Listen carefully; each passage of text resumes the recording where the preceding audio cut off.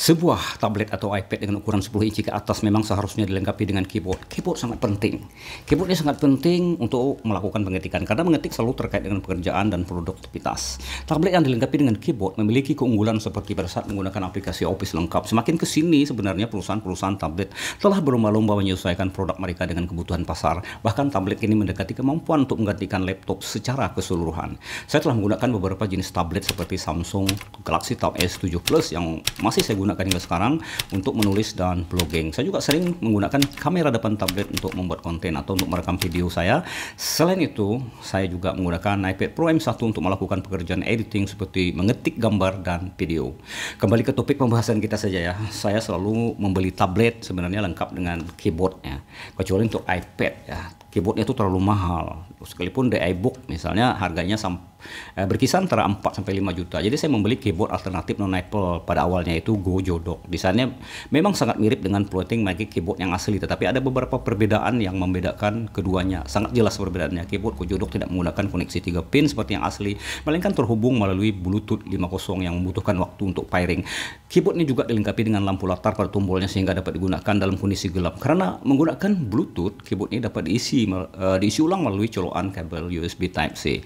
Sementara itu, Apple Floating Magic Keyboard memiliki desain yang sama. Pembeda yang mencolok adalah adanya logo Apple yang tercetak di bagian belakangnya. Untuk menghubungkannya ke iPad, Anda hanya perlu menggunakan koneksi 3 pin. Tak perlu menunggu lama, langsung terhubung dan bisa dipergunakan. Dan tidak perlu mengisi daya karena keyboard ini menggunakan daya dari iPad langsung. Banyak yang mengatakan bahwa keyboard dengan koneksi 3 pin ini dapat menguras baterai iPad meskipun efeknya sangat kecil. Paling-paling ya secara keseluruhan setengah jam lah ya, memotong jumlah baterai ya, jumlah daya tahan baterai. Magic Keyboard asli Apple lebih ringan dibandingkan dengan Gojodok, tetapi terasa lebih sulit, mungkin karena bahan yang digunakan oleh Apple lebih berkualitas. Meskipun keduanya terbuat dari bahan sintetis kulit bercampur plastik, ketika mengetik menggunakan keyboard asli Floating Magic Keyboard sangat nyaman dan jauh lebih baik daripada yang alternatif. Suara ketukan tombolnya juga enak terdengar. Entah mengapa saya juga merasa bahwa Floating Magic Keyboard Apple memang memiliki suara ketukan yang lebih merdu. Sebenarnya untuk mengetik kita dapat menggunakan keyboard apapun yang kita sukai dengan koneksi Bluetooth yang banyak dijual di pasaran. Jika Anda lebih suka menggunakan tablet untuk hiburan daripada pekerjaan seperti yang saya lakukan, maka keyboard mungkin bukan kebutuhan utama. Namun tidak ada salahnya membeli keyboard murah yang dapat dilipat dan mudah dibawa kemana-mana.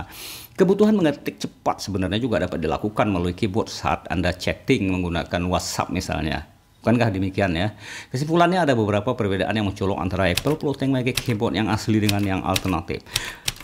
Satu, perbedaan pertama adalah kualitas materialnya. Jelas, Apple menggunakan kualitas material yang jauh lebih baik. Apple terkenal dengan desain yang indah dalam kesederhanaan sekalipun, dan mereka menggunakan material berkualitas terbaik untuk produk mereka. Meskipun misalnya beberapa pabrikan diizinkan untuk memproduksi aksesori mereka, Apple mengawasi mereka dengan sangat ketat.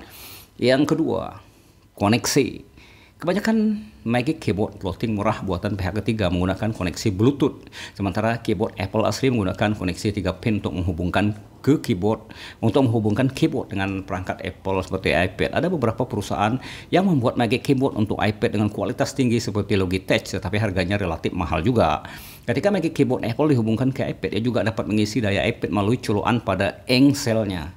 Yang ketiga, kualitas teknis tombolnya. Magic Keyboard sangat nyaman untuk mengetik tanpa ada jeda waktu yang terasa. Meskipun ukuran tombolnya sama, mengetik dengan Apple Magic Keyboard jarang salah menekan tombol. Entah mengapa, sementara saat saya mengetik Magic Keyboard murah dengan harga di atas 1 juta, rasanya berbeda jauh. Magic Keyboard Apple asli terasa sangat responsif, bahkan begitu intuitif.